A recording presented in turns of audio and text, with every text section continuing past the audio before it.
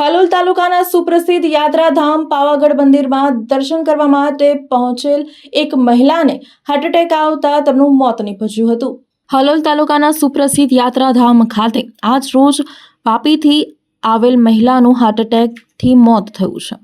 પ્રાપ્ત માહિતી અનુસાર શકુંતલા દેવી ચાંદમલ 2 દિવસ અગાઉ પોતાના ઘરેથી વાપીથી નીકળ્યા હતા। પ્રથમ તેઓ કષ્ટભંજન દેવ સાળંગપુર દર્શન કરી આજ રોજ પાવાગઢ ખાતે મહાકાળી માતાના મંદિરે દર્શન કરવા આવેલ।